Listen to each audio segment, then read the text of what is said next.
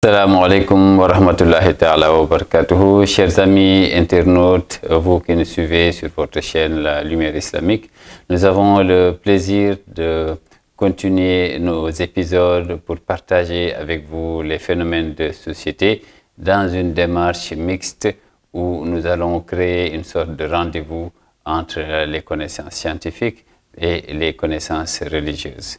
Vous savez que nous sommes dans une période où aucune de ces deux branches ne peut aller seule.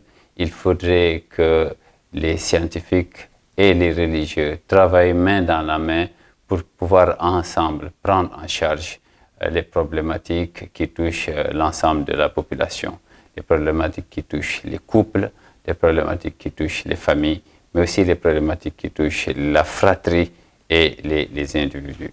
C'est en ce sens que nous saluons la posture dès le début de Cheikh Mohamed Kanso qui a permis que nous puissions ensemble, en tant que spécialistes dans nos différents domaines, coopérer, collaborer avec lui pour que les réponses offertes par la religion puissent également, n'est-ce pas, s'appuyer sur les recherches, sur les données scientifiques, sur les solutions également, la compréhension des phénomènes, des comportements qu'offre la science pour pouvoir mieux servir la communauté, mieux servir la société.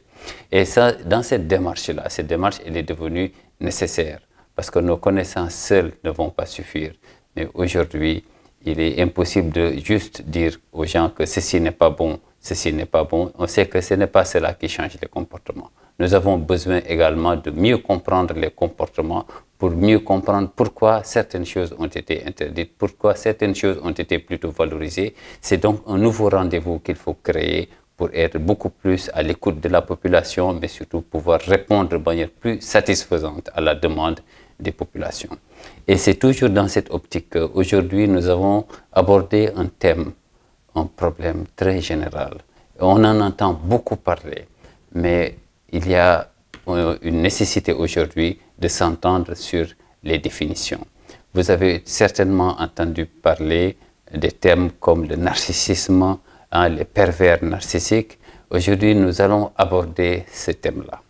Nous allons l'aborder avec un certain nombre de détails pour que nous en ayons tous une bonne compréhension, comprendre ce que cela signifie, comprendre comment est-ce qu'il faut le comprendre, d'où est-ce que cela pourrait venir, comprendre également les conséquences, n'est-ce pas, des personnalités pervers narcissiques, ou en tout cas les troubles de la personnalité narcissique plutôt, et comprendre également comment est-ce qu'on peut vivre avec une personne qui présente les troubles de la personnalité narcissique, et comprendre également comment est-ce qu'on pourrait éventuellement guérir ou améliorer, n'est-ce pas, sa situation quand on traverse un certain nombre de symptômes de la personnalité narcissique. Mais revenons d'abord dans les définitions. Vous savez que ce trouble est un peu compris à travers un mythe, n'est-ce pas, un mythe grec où on parle de Narcisse qui aimait adorer son image, regarder son image à travers l'eau. Donc il aimait se mirer et voir à quel point il était joli. En tout cas, il aimait se voir beau, se regarder, se mirer, contempler son image, n'est-ce pas, sur l'eau. Donc c'est le temps passé à contempler son image et à ignorer le reste du monde. C'est ça qu'on appelle le narcissisme tel que c'est présenté historiquement. Donc je répète, c'est deux choses importantes ici. C'est passer du temps à admirer, à contempler, à adorer sa propre image et passer le même temps à ignorer le reste du monde. Donc ce n'est pas seulement le fait d'adorer son image ici, c'est également le fait en même temps d'ignorer le reste du monde. C'est ça qui est au cœur de notre problématique. S'il s'agissait simplement d'admirer son image, ceci n'est en rien un problème. D'ailleurs, les personnes qui vivent normalement doivent aimer leur image, n'est-ce pas, doivent apprendre à s'aimer elles-mêmes. L'amour de soi n'est en rien problématique. Mais si pour s'aimer soi-même, il faut en même temps exclure le reste du monde, c'est là que ça devient problématique. Donc, voyez-vous, ce sont bien ces deux choses-là qu'il faut regarder en même temps. Si la personne aime son image, ceci n'a rien d'anormal, c'est plutôt quelque chose de plutôt bon, c'est quelque chose qui est thérapeutique, c'est quelque chose qui est nécessaire à la vie. Mais si la personne ignore le reste du monde, nie la beauté du reste du monde et ne trouve de beauté qu'en elle, alors là nous rentrons, n'est-ce pas, dans une phase pathologique, c'est-à-dire que nous rentrons dans le registre de la maladie et du trouble. Ici, le trouble de la personnalité narcissique. Alors, dans les instruments internationaux, notamment le DSM-5, vous savez que le narcissisme, le trouble de la personnalité narcissique, fait partie des troubles de la personnalité. Donc, je ne vais pas rentrer dans les détails du DSM, mais sachez que le DSM est un outil international, n'est-ce pas, utilisé en psychiatrie. On a identifié un certain nombre de symptômes majeurs que je vais vous partager, qui permettent en tout cas, de donner une certaine idée, n'est-ce pas, du trouble de la personnalité narcissique. Nous allons voir ces différents symptômes et nous allons un peu les expliquer dans le cadre de cette vidéoconférence. Le premier symptôme que nous allons voir, c'est chez la personne atteinte de trouble de la personnalité narcissique, la présence de sentiments grandioses d'être important. Vous voyez, être hyper important et plus important que tout. Donc rappelez-vous, je vous avais montré qu'il y a une double approche, c'est une hyper attention sur l'image de soi et en même temps une négation du reste du monde. Donc le premier symptôme ici, c'est la présence de sentiments grandioses d'être quelqu'un de très très important et la négation de cette importance au reste du monde. Ensuite, une préoccupation par des fantasmes de succès illimité. La personne veut être la seule à réussir et à réussir des choses grandioses et à réussir de manière permanente. Donc un rêve de pouvoir, un rêve de brillance également, de beauté et d'amour idéal. Donc vous voyez, on est toujours dans les excès, on n'est jamais dans le raisonnable, on est toujours dans les approches excessives, vous voyez, de ce qui aurait été normal. Chacun veut avoir un amour idéal, chacun a peut-être même un amour idéal.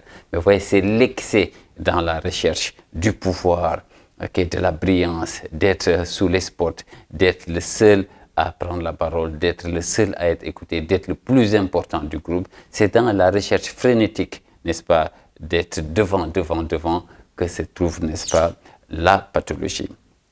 Un autre symptôme est la croyance d'être quelqu'un de spécial, vous voyez, d'avoir été missionné, vous voyez, et de devoir diriger, vous voyez, d'être comme, voilà, missionné, hein, on le dit, et être unique, indispensable, vous voyez, comme si le monde s'arrêterait de tourner si je ne suis pas là, vous voyez.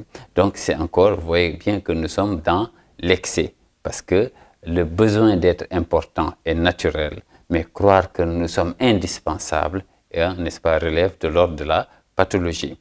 Donc, ces personnes qui souffrent de troubles de la personnalité narcissique, n'est-ce pas, déclarent souvent être incompris de leur environnement et de ne pouvoir être compris que par des gens qui sont d'un niveau très très élevé, des gens donc spéciaux, n'est-ce pas, ou qui ont des statuts spéciaux. Donc, c'est pour un peu montrer là où ils se positionnent eux-mêmes, n'est-ce pas, ces patients.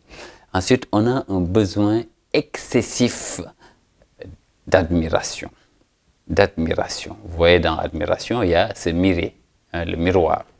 Très bien. Donc, ils ont un besoin excessif d'être admirés par leur environnement. Vous voyez. Donc, il faut bien comprendre encore une fois que ce besoin d'être admiré par l'environnement cache en réalité des carences, vous voyez, des sentiments de ne pas être suffisamment en réalité admiré par l'environnement. Donc nous allons revenir sur l'interprétation qu'il faut donner à tous ces symptômes, mais pour le moment je vous décris simplement les symptômes. Ensuite, une exploitation interpersonnel. Ils exploitent la relation. C'est là que rentre le côté pervers, n'est-ce pas, dans le trouble. C'est l'exploitation de la relation, la manipulation de la relation, vous voyez, pour d'autres fins, des fins qui ne visent que l'intérêt, n'est-ce pas, de la personne qui souffre, n'est-ce pas, du trouble de la personnalité narcissique. Le manque d'empathie, vous voyez, le manque d'empathie envers les autres, le manque de respect du sentiment des autres, le manque de respect du besoin des autres, d'être écouté, d'être respecté, d'être valorisé. Vous voyez, c'est-à-dire que la personne tire tout le drap vers elle, donc la personne qui souffre de trouble de la personnalité narcissique, comme on dit en français, tire tout le drap vers elle. Il n'y a que elle qui mérite de l'attention, de l'empathie, de l'amour, l'amour le plus grandiose possible, toute l'admiration, et rien du tout pour les autres. Ensuite, nous avons une envie, n'est-ce pas, des autres, c'est-à-dire que la personne jalouse tout le temps les autres. Dès qu'une personne a quelque chose de bien, elle trouve que c'est indu. C'est elle qui doit avoir le bien qu'elle trouve chez les autres, ou alors elle pense que les autres lui envient ce qu'elle a. Vous voyez, donc tout revient à la personne qui souffre des troubles de la personnalité narcissique. Soit les gens lui envient ce qu'elle a, ou alors elle envie ce que les autres ont, parce que ce que les autres ont, ce serait indu. C'est elle qui est plus en droit d'avoir les bienfaits qu'elle trouve chez les autres. Et évidemment que c'est une maladie qui va être difficile à guérir, parce que le monde est tellement riche qu'il y aura en chacun de nous quelque chose de bien et de magnifique. Donc si la personnalité, la personne qui souffre de ce trouble-là, envie les autres, mais elle va passer une bonne partie de sa vie à envier les autres, parce qu'à chaque fois qu'elle va ouvrir les yeux, elle verra, n'est-ce pas, que Dieu a donné à chacun de quoi vivre décemment, de quoi être heureux, n'est-ce pas, dans sa vie. Et enfin, on trouve des comportements ou des attitudes d'arrogance. Vous voyez, quelque chose d'assez arrogant, d'assez hautain chez ces personnes qui souffrent de troubles de la personnalité narcissique et de mépris envers les autres. Et c'est là que vous verrez également, quand nous allons interpréter, nous allons rentrer dans le fond, vous allez voir qu'il y a du coup un risque d'agression, n'est-ce pas, envers les autres. Parce que c'est du mépris, il y a de l'arrogance, il y a un caractère hautain, il y a du déni, n'est-ce pas, de la personnalité chez les autres, il y a du déni de droit chez les autres, du déni de sentiments à l'égard des autres, vous voyez, et une absence totale d'empathie envers les autres. Donc vous voyez bien que nous sommes là dans un phénomène qui n'est pas du tout exceptionnel. C'est quelque chose que nous voyons dans la société, on l'entend à la télé, on le voit dans les réseaux sociaux, tout le monde en parle, mais ce serait bien de comprendre qu'on parle ici d'une maladie. Il s'agit bien d'un trouble de la personnalité, et tous ces comportements, ces attitudes excessives, vous voyez, que vous êtes en train de voir, tout ce que nous sommes en train de décrire dans l'excès montre une seule chose, la souffrance. La souffrance. C'est-à-dire que ce sont des personnes qui ne se sont pas réalisées, qui n'ont pas réalisé leur maturité sur le plan émotionnel, qui souffrent énormément. Donc ça veut dire que ce trouble de la personnalité et l'ensemble des symptômes que nous venons d'énumérer, ne sont que des réactions, vous voyez, face à des troubles, à d'autres souffrances en réalité, qui sont dans le fond de la personne. D'ailleurs, quand vous regardez un peu l'étiologie, quand vous regardez les causes, n'est-ce pas, de ces troubles de la personnalité narcissique, vous voyez que beaucoup revient à l'enfance de la personne. Comment la personne a été éduquée, les négligences pendant la période de l'enfance, le manque d'affection pendant la période de l'enfance. Vous voyez, beaucoup revient à cela dans le cadre des explications, comme on dit, environnementales, qui vont voir la vie de la personne, vous voyez, surtout pendant l'enfance, les négligences, les manques, n'est-ce pas, sur le plan affectif, la non-satisfaction des besoins affectifs pendant l'enfance, vous voyez. Donc, et on évoque également des causes génétiques, mais moi, comme je le dis, si les facteurs familiaux, environnementaux, sociaux permettent déjà d'expliquer très bien le trouble, je ne vois pas pourquoi on va aller chercher d'autres explications génétiques.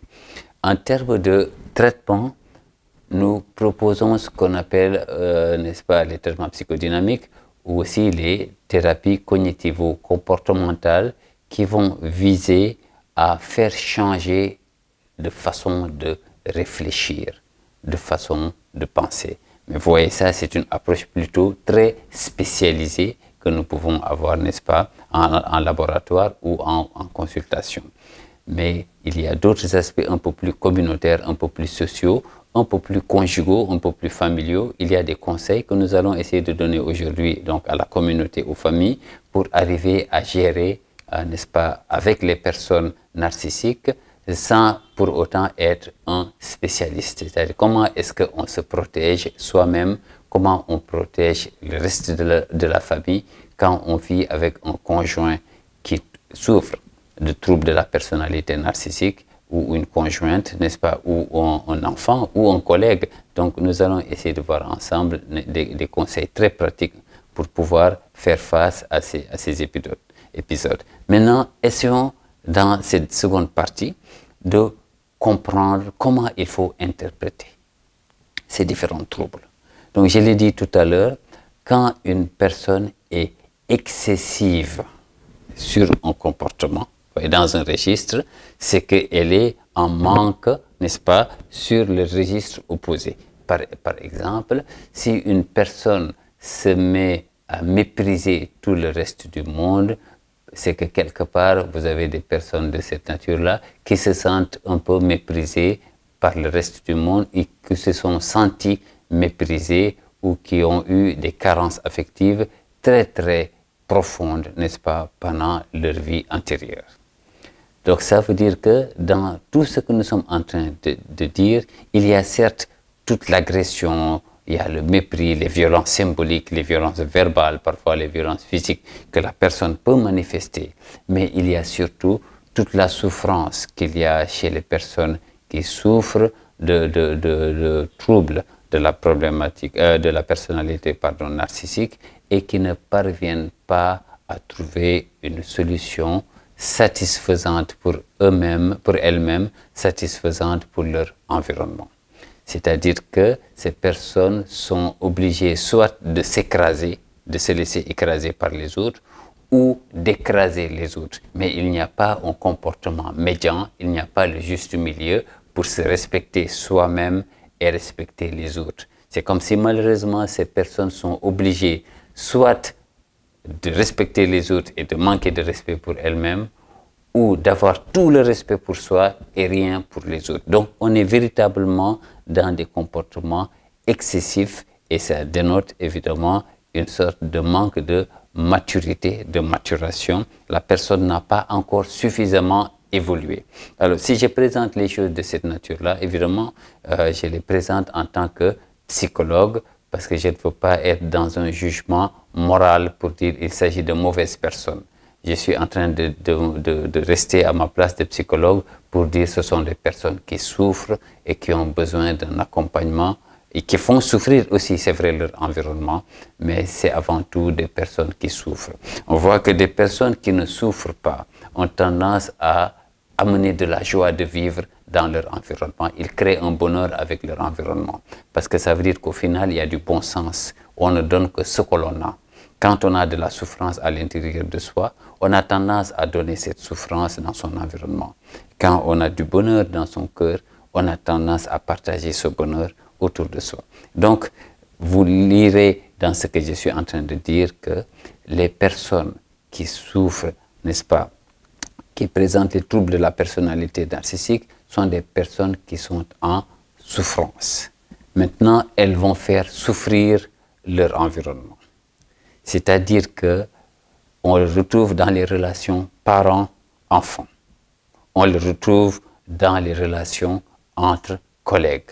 On le retrouve dans les relations dans la fratrie, donc entre frères et sœurs, n'est-ce pas? On le trouve également dans la relation de couple. Quand vous êtes en face d'une personne qui souffre de troubles de la personnalité narcissique, évidemment, vous l'avez vu, hein, c'est tout le déni de quasiment de votre humanité, de tous les droits basiques que vous avez, n'est-ce pas, d'être respecté en tant qu'être humain, d'être vu sous le bel angle sous lequel vous voulez être vu, d'être regardé, d'être valorisé, d'être important, d'être respecté. C'est tout ça que l'on vous nie. Vous voyez. Et en même temps que la personne narcissique est en train de vous nier cela, évidemment, elle récupère tout ce qu'elle vous nie, elle récupère pour elle-même et elle voudrait que vous voyez tout ça en elle-même. C'est des personnes, même pour parler de vous, elles sont capables de dire « je ». Tellement elles sont dans un narcissisme, vous voyez, dans une négation de votre soi à vous et de tout récupérer, n'est-ce pas, pour ne voir qu'elle et chercher à ce que tout le monde ne voit qu'elle. Et vous avez entendu parler des pervers narcissiques. Tout le monde en parle. Vous voyez, des gens qui sont dans la manipulation. Vous voyez, qui vous font croire que, en fait, si je vous ai violenté, si je t'ai fait mal, c'est par ta faute. C'est parce que tu as fait ceci. En fait, toutes les explications existent, vous voyez, pour expliquer pourquoi elles ne peuvent pas se tromper. Elles ont toujours raison et elles sont toujours dans le droit de faire, y compris le mal qu'ils vous ont fait. Donc, toutes les explications existent pour que vous acceptiez que vous avez tort, même si vous avez raison. Vous voyez, donc c'est des manipulations de l'esprit, donc ils sont vraiment dans la manipulation de l'esprit, ils changent votre façon de voir la vie, on parle de distorsion de la réalité, c'est-à-dire qu'ils vont renverser la réalité pour vous faire lire les choses, vous faire voir les choses telles que eux, ils souhaitent que vous voyez les choses. C'est-à-dire que vous leur dites, mais voici ça, c'est le soleil. Ils te disent, non, ce n'est pas véritablement le soleil, ce que tu vois. C'est toi qui l'appelles comme ça. Mais en réalité, cela peut s'appeler autrement. Et vous vous engagez dans des discussions et des façons de voir les choses qui n'aboutiront à rien, mais qui vont plutôt leur donner raison, n'est-ce pas, à elles, ces personnes, n'est-ce pas, qui souffrent de troubles de la personnalité narcissique. Donc, comment est-ce que vous pouvez faire pour, n'est-ce pas, vivre en sécurité? Quand je dis sécurité, je parle de sécurité physique, c'est vrai, mais je parle surtout aussi de sécurité émotionnelle, de sécurité affective. Comment faire pour vivre avec les gens qui traversent, qui souffrent de troubles de la personnalité narcissique? Vous pouvez certainement partir, c'est la chose la plus simple à faire. Vous dites c'est pour me protéger, mais vous pouvez également essayer de faire des choses beaucoup plus constructives. D'abord, vous protéger vous-même, c'est-à-dire que comprendre que la personne en face de vous, elle est dans la souffrance et elle a besoin de votre accompagnement. Vous n'avez pas besoin d'être psychologue et vous ne devez pas vous positionner comme un psychologue. Mais vous pouvez quand même comprendre que votre conjoint ou votre conjointe, ou votre sœur ou votre frère ou votre collègue est en train de souffrir. Et je répète, c'est de la souffrance.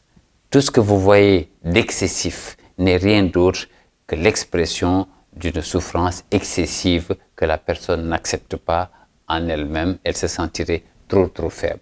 Donc elle a envie de se sentir fort, elle a envie de se sentir belle, elle a envie de se sentir intelligente. Du coup, elle va tout faire pour qu'on dise qu'elle est la plus belle, la plus intelligente et la plus forte de tout le groupe. Donc tout ça, ce n'est que de la souffrance.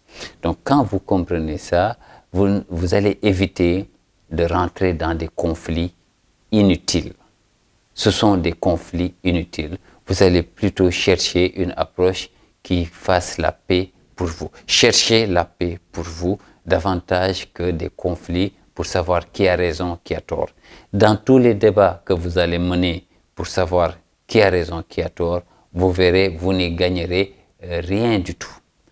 J'ai entendu que Sayyidina Ali Karamallahu Wajhahu a dit une fois, s'il discute avec une personne intelligente, il a toujours raison. Mais quand il discute avec une personne qui n'est pas intelligente, cette personne va prendre le dessus sur lui, bien que tout le monde sache que Sayyidina Ali est une des personnes les plus intelligentes de l'humanité. Donc c'est pour simplement dire qu'il sait que c'est des débats qui sont perdus d'avance et il ne faut pas perdre son temps. Donc ne perdez pas votre temps dans des discussions de ce type-là, qui a raison, qui a tort. Un magnifique proverbe wolof raconte que quand vous vous mettez à genoux, quand vous vous levez, vous allez toujours garder vos genoux sur vous. Donc c'est pour dire que ce n'est pas nécessaire de rentrer dans des discussions de type ce n'est pas vrai, tu as tort. En réalité, ça ne mène à rien du tout. Gardez plutôt la sérénité. Parce que ça peut aller, ces discussions-là peuvent mener à des comportements extrêmement violents, puisque rappelez-vous, les personnes narcissiques ont besoin d'avoir raison. Ces personnes ne ressentent pas votre souffrance puisqu'ils sont dans le délit d'empathie. Il n'y a aucune empathie, n'est-ce pas, chez cette personne-là. Donc, quand vous souffrez, elles ne le sentent pas, elles ne le ressentent pas, et ce n'est pas le cadet, et ce n'est pas du tout le cadet de leur, ou c'est le cadet de leur souci, pardon, comme on dit. Donc, ce n'est pas leur priorité de savoir que vous souffrez. Donc, ne rentrez pas dans des discussions du coup qui vous feront souffrir, puisqu'elles ne ressentent pas votre souffrance.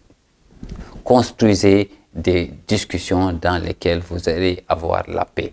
Préférez la paix, vous voyez, à des discussions sur qui a raison, qui a tort. Et moi, je dis toujours que dans l'exemple de l'islam, vous avez des choses magnifiques. Pourquoi cette religion ne s'appelle pas Al-Haq, la vérité? Pourquoi elle s'appelle Al-Islam, la paix?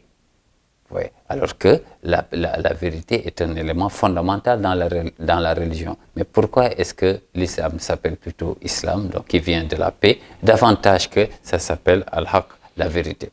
En réalité, vous voyez, c'est de la sagesse. Construisez plutôt des rapports paisibles. Parce que dans ces rapports paisibles, vous pourrez aider votre conjoint qui souffre à guérir et à trouver elle-même la vérité. Alors que quand vous êtes dans les discussions, vous voyez, pas constructives pour savoir qui a raison, qui a tort, vous voyez, vous n'aboutirez qu'à la souffrance. Vous serez deux à souffrir, vous voyez. Elle souffre déjà du fait de son narcissisme pathologique, mais vous souffrirez à cause de son comportement également. Donc ça ne mène à rien. Donc première chose, évitez véritablement ce type de sujet. Si la personne commence à vouloir démontrer que c'est elle qui a raison sur tout, vous savez que quand elle sera calme, parce que c'est comme une bouteille qui est agitée avec de l'eau propre et du sable. Vous voyez, tant qu'elle est agitée, elle ne voit pas la vérité. Laissez la personne se reposer. Donc ça veut dire ne nourrissez pas les agitations. Ne l'agitez pas davantage. Ne secouez pas davantage la bouteille. Au contraire, faites tout ce qu'il faut pour que la bouteille puisse être au calme. Parce que quand elle est au calme, la personne elle-même, elle sait si elle est dans le vrai ou dans le faux. Donc vous n'avez pas besoin de rentrer dans les débats inutiles pour lui démontrer qu'elle a tort. Parce qu'elle veut avoir raison dans tous les cas. Donc règle numéro 1, elle a raison. Règle numéro 2, si elle a tort, elle a quand même raison. Donc c'est inutile de mener des discussions avec ce genre de personnes. Donc faites tout pour qu'elle se calme. Dès qu'elle se calme, elle-même, elle sait si elle a raison ou elle a tort. Donc, important, l'économie de la parole. Économiser la parole. Deuxièmement, cherchez véritablement de l'aide. Chercher de l'aide, ça veut dire essayer de voir une aide multiple, pas seulement les spécialistes, tous ceux qui peuvent aider à calmer la personne, à avoir des débats différents, mais là quand même, il faut voir des spécialistes. Parce que dans les thérapies cognitivo-comportementales ou les thérapies psychodynamiques, on essaye d'aider la personne à changer sa façon de réfléchir, mais c'est très progressivement. C'est-à-dire que même quand le psychologue connaît très bien son travail, il est obligé de faire progressivement, étape par étape. Donc vous voyez bien que c'est inutile de rentrer dans des débats, comme je le disais tout à l'heure, pour lui démontrer qu'il ou elle a tort. Donc c'est progressivement. Cherchez cherchez de l'aide pour votre conjoint, votre conjointe, mais cherchez de l'aide pour vous-même, pour pouvoir un peu évacuer ce que vous êtes en train de traverser, parce que c'est beaucoup de souffrance que vous risquez de traverser avec les personnes qui souffrent de troubles de la personnalité narcissique. Je répète, le narcissisme n'est pas un problème. Il y a le trouble de la personnalité narcissique, c'est ça qui est un problème. C'est-à-dire que l'image de soi, l'amour de soi, vous voyez, s'aimer soi-même, ça, ce n'est pas un problème, c'est une très bonne chose et c'est nécessaire pour vivre. Le problème, c'est quand l'amour de soi oblige, n'est-ce pas, de ne pas respecter les autres, de ne pas aimer les autres et de tout tirer pour soi. C'est de ça que nous sommes en train de parler. Donc le narcissisme n'est pas le problème. Ici, c'est le trouble pathologique, n'est-ce pas, du narcissisme ou de la personnalité narcissique qui est ici en cause.